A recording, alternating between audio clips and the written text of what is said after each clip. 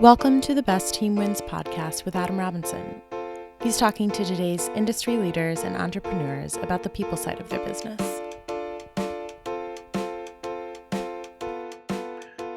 Welcome to the Best Team Wins podcast, where we feature entrepreneurs and business leaders whose exceptional approach to the people side of their business has led to incredible results. My name is Adam Robinson, and for the next 25 minutes, I'll be your host as we explore how to build your business through better hiring.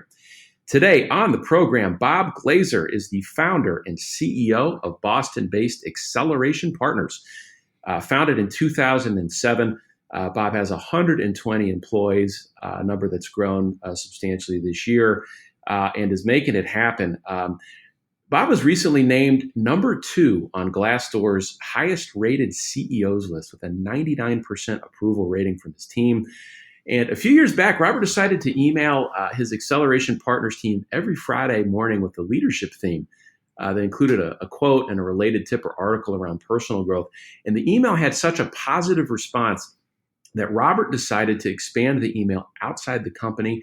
And now that email newsletter, called Friday Forward, has more than 35,000 subscribers across 50 countries and 6 continents. This and other great ideas, Bob, we want to learn from you today. So thanks for being on the show. Thanks, Adam. Excited to be here. So we're going to focus on the people side of Acceleration Partners. But before we dive in, let's set the stage for our listeners. Give us 30 seconds on what you're doing. Yeah, so Acceleration Partners is a performance marketing agency. We help manage large-scale affiliate programs for brands and increasingly on a global basis. And I know the next question after that is, all right, I have no idea what that means. So can you give me an example?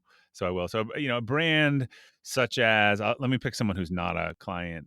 A brand such as Walmart that sells things online will partner with people that have great content online. That could be a deal site, a mommy blogger site, a comparison site. It could be the digital version of a magazine. And because everything can be tracked, they will say, hey, instead of paying you per click or per placement, I'd rather pay on a performance basis. When we get a lead, or when you sell something, or when the activity from your website results in an outcome that we want to pay for, and they agree to sort of a price for that. So it's really performance-based or affiliate marketing. We help companies set up large programs like that might have 10,000 plus different partners in them, and help recruit and manage those partners.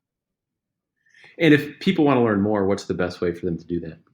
They can go to accelerationpartners.com, or my website, which is robertglazer.com, all one word, has links to all the various things that I do.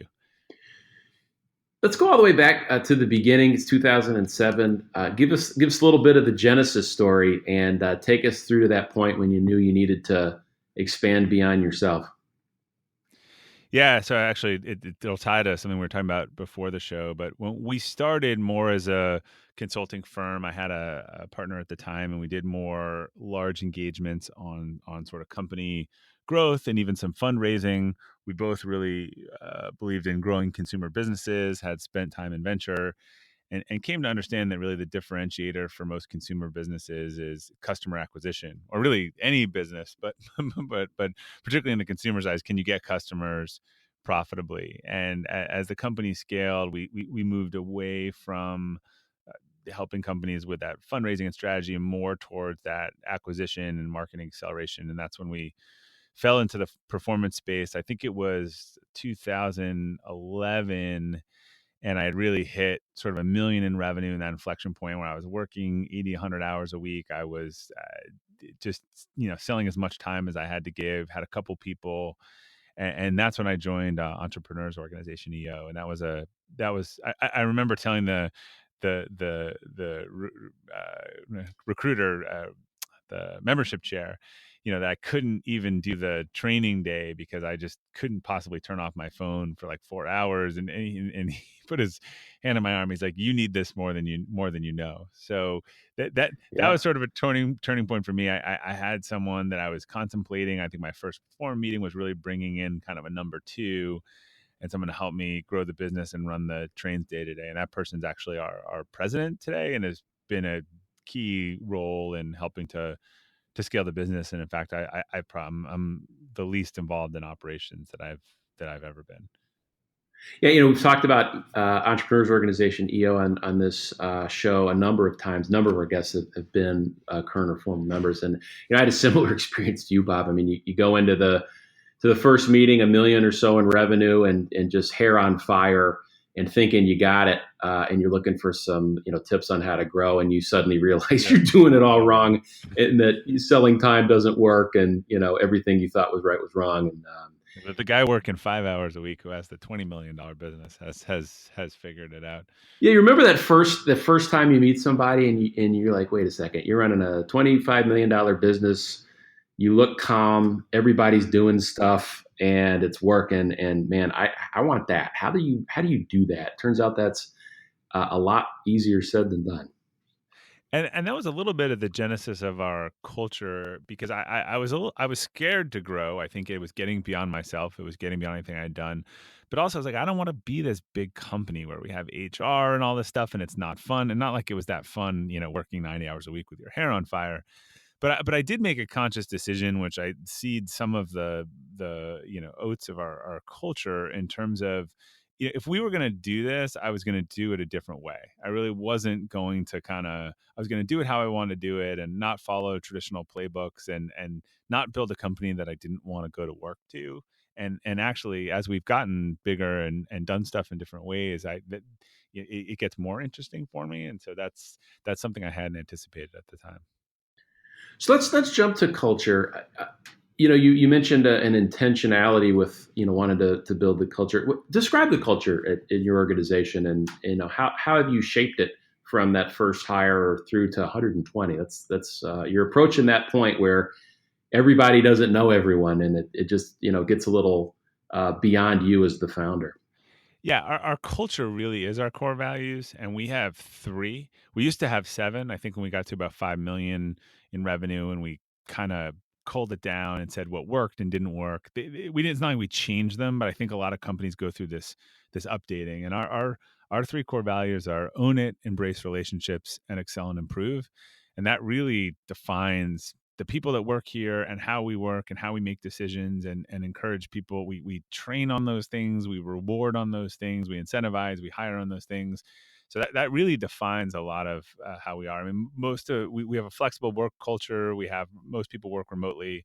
That has a lot to do with the own it part of it. And we have a clear mission and vision, and it's as simple and as complicated as is being entirely consistent around those three things in terms of what we think, what we say, and what we do. So, Bob, let's talk about some of the mechanics of how you source and hire people. I mean, clearly you're doing something right. Glassdoor is just filled with people saying what a great place is to be and to build a career. With the core values that specific, right? There's three of them, and so hiring people that fit those values is just not as simple as I think we like this person. Let's give them a shot. Take us through your process for attracting people and understanding who might be a fit. Yeah, so two different pieces. I think on the attracting side, a lot of the culture and the core value awards and that stuff really has made a difference in terms of the amount of inbound resumes we get. And I would say the people who are applying to work at the company as much as they're applying to work on a role. So that our investment in that really that's paid off in terms of the flow that we get in. I will say that about 1 out of 100 people that apply to a job here is probably the right fit when we get through the process.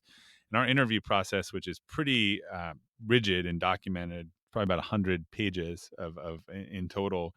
It's really combined on sort of core values and then aptitude. So is this the right it's like right person, right seat, and then we have a third dimension where we talk about right time, but that's not really in the interview process.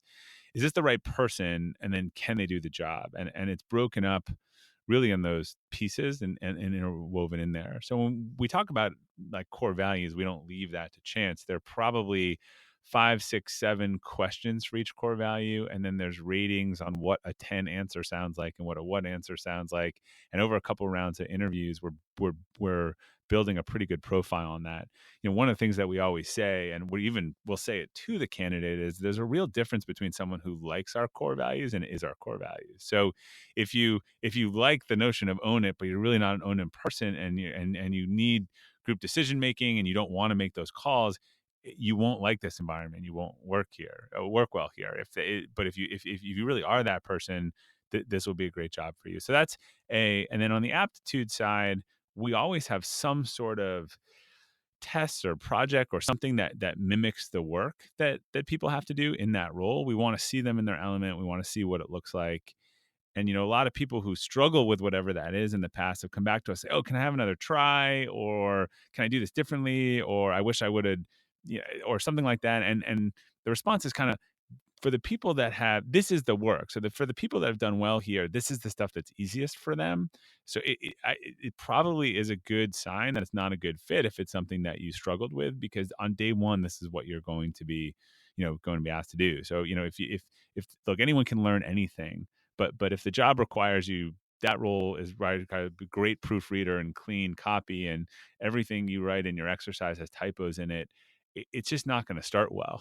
And if it doesn't start well, it usually doesn't end well. So our process is, that's our process. It is, there's multiple rounds, and we come together, kind of a best practice from a lot of companies. We come together as a committee at the end, put all of the evidence on the table, make a decision. There's always someone in that meeting who doesn't have a vested interest in that hire, that can sort of think from the company's perspective, because I think historically some of the worst decisions we've made are where the hiring manager is rushing to fill a seat because that feels like it solves the problem, and really it just creates more long-term pain.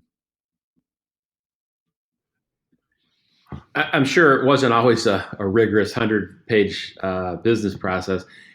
What informed your decision to move to a structured hiring process? And, how did you used to do it? And where did you learn to do this? Was it trial and error, or is there a particular system or book or experience that someone shared with you? Yeah, it was a bunch of different things. We worked with Coach Cam Harold for a while. A lot of it is influenced by the ghSMART and Top Grader and Who material, which I was in a private session with Jeff Smart for a couple hours for an EO event, which was invaluable. And I think what we realize is that you just don't want to leave subjectivity. I think if you created a repeatable, scalable process that had all your best practices, it was at least less likely to fail than leaving people to individual subjectivity. And there's just tremendous confidence bias. I mean, we hired some people, or I had some great interviews with people who I could tell just had a lot of similar qualities to me, but they also had a lot of differences to me, and I was attracted to the similarities, and I didn't pay attention to the differences. So I think it forces you to get unemotionally out of the process, do the work, see what the research comes back with, and then map it against what you said that you wanted. One of the other key things that came out of um, I think the Who process, or some of the stuff we looked at, was this notion of scorecards, and that the job description is pretty much the 6-month review or the 12-month review. So we say, look, this is part of own it for us. At 6 months, this is what we're going to be evaluating on, and probably why we're going to be talking about why it's a promotion and it's not working. So you're signing up for this, and I think that creates a lot of self-selection in itself. I have a lot of friends in recruiting and who are headhunters, and it seems like the biggest problem is that most of these companies start these searches with different people, and no one has the same definition of success or even what a good job is. I think on our team, everyone needs to agree in advance what success looks like 6 and 12 months in. Listeners often ask me, whether or not the investment in employment brand is worth it, and how to start if what they have today is a list of jobs posted with a send your resume to info@mycompany.com. Transitioning from that to really retailing jobs like products, which you clearly do. Talk about your thought process for representing your employment brand. Yeah, I can't stress how valuable that has been, where we used to have to really prospect and search on LinkedIn and find names. I mean, we just hired a VP of marketing and a managing director in Asia that were both inbound. And as someone once said to me, when we write a job description, it's a little more like, hey, check out this company with great culture and great values that's looking to hire an X. And I think that appeals to a certain type of person. But it starts with quality. I think one of the things about Glassdoor is that it holds you accountable. Like, it holds you accountable to making sure, kind of like TripAdvisor does for all these small travel businesses, that you make sure that people have a good experience, and that when they leave their company, they go out into the world. And the one thing we focus on, every touch for every person that we reject, which is 99 out of 100, people say that company was respectful, they were nice to me, it was a positive experience. So that's for the people who worked here or who didn't work here. And getting, a lot of times it's the people who have problems who speak up about the company. So you got to make sure that the really happy people are out there talking to, and you're profiling your employees, and you're sharing your values, and not sharing them because they're wall art, because it's what you do. And it takes constant application of pressure, I think, in doing this stuff, probably for 2 to 3 years before you really see the outcome. But it's just a change in our business today. I mean, our recruiter is interviewing. She's not needing to do a lot of outreach, unless we get very targeted. We probably have a backlog of resumes, but that's taken hundreds of hours over years. It's no different than building a company brand. It's building a brand of your company as for employees and prospective employees. So let's talk internally. You've got. I think when we first started talking about having on the show, you had 100 folks on the team. It's 120 now. That's pretty substantial growth. How are you managing the business now that it's gotten to a pretty fair degree of scale here? What does a manager profile look like? A successful manager in your company? Talk to us about who they are and what they're capable of. Yeah. And I think this is a key point. I think as you scale a company, you need to just start delineating between contributors and managers and leaders. And we'll say manager and leader interchangeably, because it's not one or the other. But there are people on your team who make that leap, go from understanding that's about what they're doing to making everyone else better. And then there's people who probably shouldn't or don't want to make that leap. And so, we're now at the point or size where managers really aren't doing. They're leading, coaching, meeting, and they have people on their teams doing. And really, when you make that transition, and you have a lot of people make it as a growing company, you almost have to unlearn everything that made you a great doer. And some people really don't want to do that, or they're not inclined to do that. And we've had discussions where, as people move up, they start managing people, and we've said, look, we really think there's a role for you as a contributor. You don't seem to enjoy dealing with people and making making them better. You like doing. And so we're very we try to have very honest, kind of Kim Scott radical candor conversations with people around what their strengths are, what their weaknesses are, and getting that aligned. But my job should not be doing anything anymore. It should be setting the strategy, working on the vision, coaching with people. I'm actually working through a whole process of getting out of meetings now where people want me in the meetings. And it's like, I can come in the meeting and solve the problem, but what I really need to be doing is spending time coaching with people, and outside of the meeting, hear about the problem, and help them be able to address that problem themselves next time. That's the way to make myself, obsolete, rather than make myself necessary. So that's a big change. And I think there's a real difference on our teams, again, to people who are leading and who are doing. You reference radical candor. I'm a huge fan of that process. In fact, we have some folks from that organization running a workshop at our annual kickoff for the company Great. coming up in January. Yeah, I mean, just we could use a dose of speaking clearly and directly. Just for the education of the audience here, what is radical candor, and what's been the impact in your organization? Yeah, so we're very focused on feedback, and what we talk about is, and I won't get the exact quadrants right, but radical candor is where you challenge directly and care personally, and it's very attuned to how we're all about feedback to get better, and we try to make sure that it's not personalized, and that it's about what happened and that people learn from it. So radical candor is the concept is really caring about your employee, but not avoiding those things, tackling them direct on. Again, maybe having that conversation with someone and saying, look, it doesn't, we want to support you here, but you seem like a much better doer than a manager, or you seem like much more of an operations person than a client service person. We need to do something about this. How can we help and support you? So it's really about focusing on outcomes. And we all read the book as a leadership team, and people that have had these discussions have said they've just been so much more productive than they would have imagined. And it's mistaken, like in a Silicon Valley episode, for kind of just saying whatever you want and being a jerk. I mean, that is actually obnoxious aggression in her matrix. That's not radical candor. Candor is, it's caring, but not beating around the bush in terms of what needs to be discussed or what needs to be said.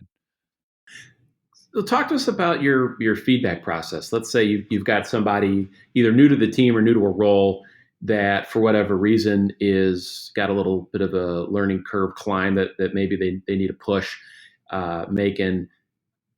Talk to us about your philosophy for helping them achieve success and the outcomes that you've Yeah, we're defined. really clear from the beginning. I mean, I do the onboarding call every other week for new employees that feedback's part of our culture. They're going to get it, but they should get it in a depersonalized way. One of the frameworks that we like is kind of the situation, behavior, outcome. Here's what happened. Here's the impact, and here's why. Rather than, hey, you stumbled in that conversation and sounded like an idiot, versus, hey, you stumbled when you didn't have time to think of the answer. It's probably better if you figure out a crutch. I know you like to process stuff. It's probably better to figure out a crutch word or say, let me think about that and then get back to you, so that the client doesn't think don't know what you're talking about, because I know you do. Right? I mean, those are two examples of how you could say the same thing differently. So we just get people used to it very early. I'm open to any feedback. I tell people they can send me anything as long as it's not whining or it has some sort of here's how I would address it, or some recommendation. And they see that. I mean, one of the things is we started this before, actually I read Ray Dalio's book, but we've adapted it since then. But we have kind of a debrief form that must be filled out anytime there's a mistake, or we lose a client, or there's a certain something has cost us a certain amount of money, and you have to share that. So again, what we're showing is that we're taking a mistake, we're learning from it, we're sharing. Mistakes are fine, repeating mistakes are not. And I think feedback is part of making sure that you don't repeat mistakes. I mean, if you're doing the same thing over and over again, it's driving everyone crazy and you don't know it, then that's going to be a problem. But some of these debriefs are great, and they're really vulnerable, and people are expected to say, look, here's what I messed up, and here's what everyone can learn about it, or here's what we need to change going forward so that this doesn't happen again. And then you do this stuff enough and you see people talk about their own mistakes, or we'll start off a call with, hey, what we started off a quarterly leadership call with, what's one thing you would have liked to have back this quarter as a do-over. And you just get people comfortable with discussing these things, and understanding that it's about the outcome and it's not about them personally. You mentioned in a previous answer, we were talking about an inbound hire for leading part of the business in Asia. So it sounds like you've grown beyond the four walls in the home office. How are you managing remote work, and what does the future of your business look like from that perspective? Yeah, I tell everyone, I think everyone is surprised that comes here about the amount of communication and systems that we have, that remote work for the type of culture that we won the Small Giants Award this year. It said something like, even though they're a great place to work, they don't have a place to work. It was pretty funny. But I actually think it forces us to be really, really measured and calculated and planned. Like when someone starts off working here, their entire first 2-3 weeks are scripted out every day. A lot of companies, someone just shows up and they go, oh, they'll start and they'll figure it out. So it's forced us to be more intentional. So when we started in London, or now we started in Singapore, we've got people coming back and forth almost every month, really cross-pollinating culture, making sure that they're working with our team here, we're working with our team there. I'm going to London in a few weeks, that office. I'm then going to Singapore after, just to sit and listen and interact. And we've done that pretty consistently. I think we're really clear that each region needs its local nuances and to know the market, but we're one company and we're one operating system as we talk about it. And we talk about adjusting the operating system and upgrading the code, but we all run the same software. I think the two mistakes I've seen people make expanding internationally is either is going one way or the other.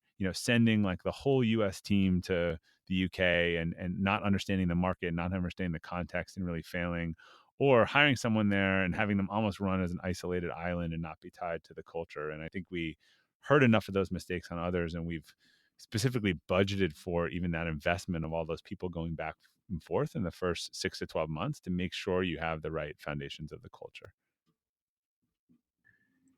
I see in your bio, you're everywhere doing all kinds of stuff.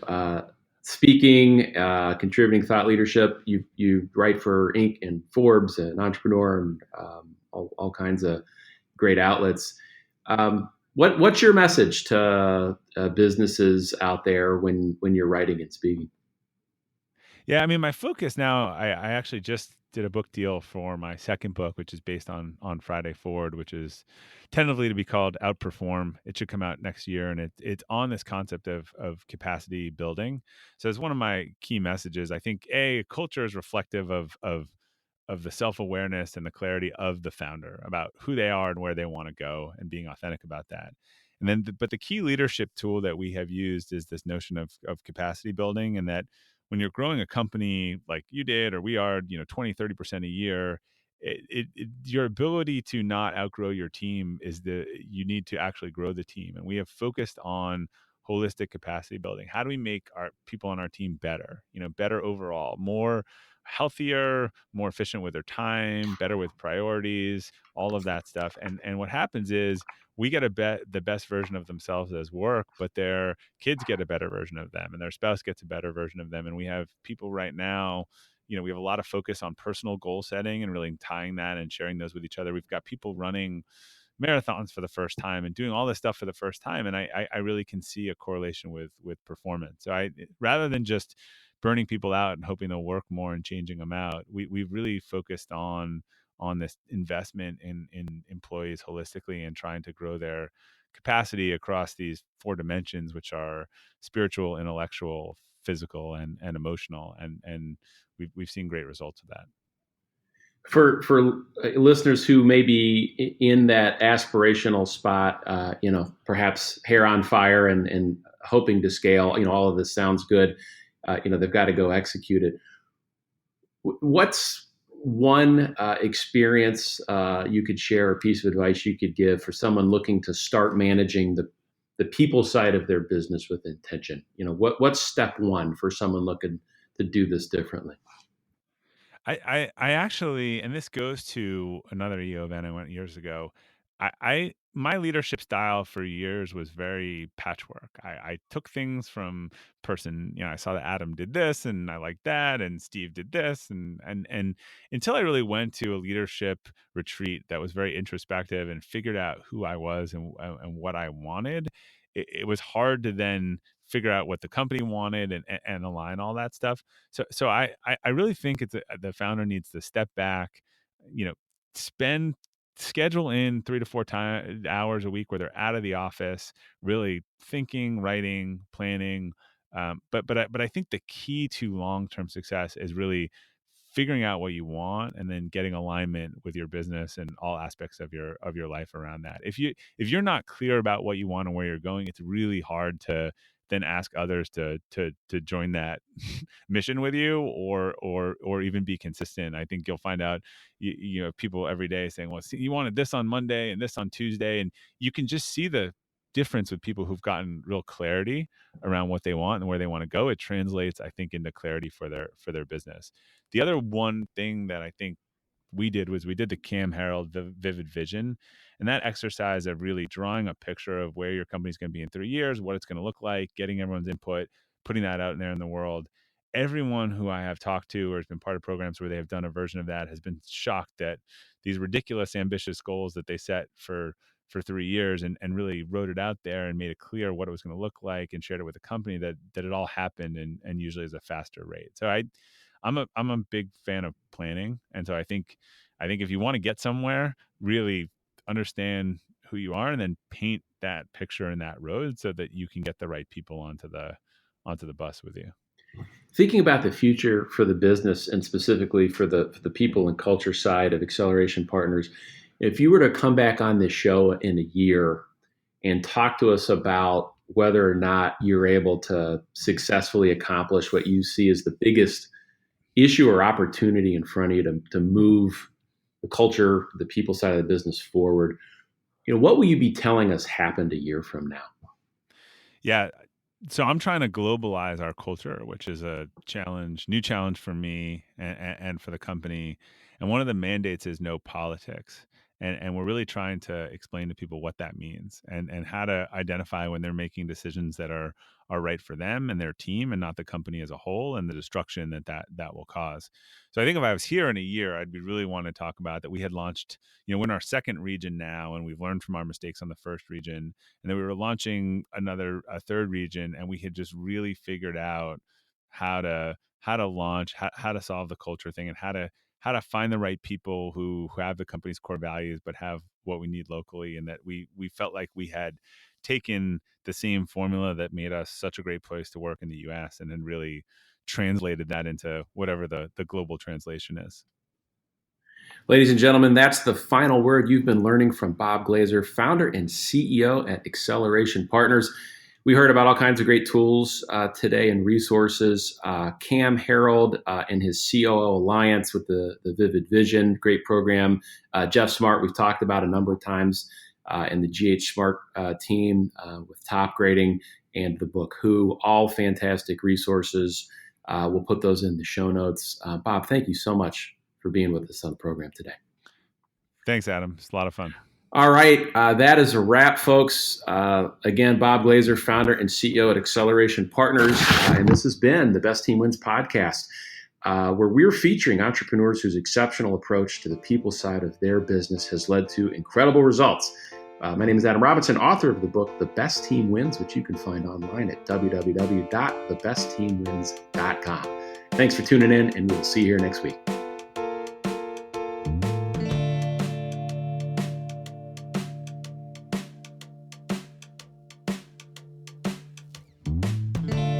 Thanks for listening to the Best Team Wins podcast with Adam Robinson.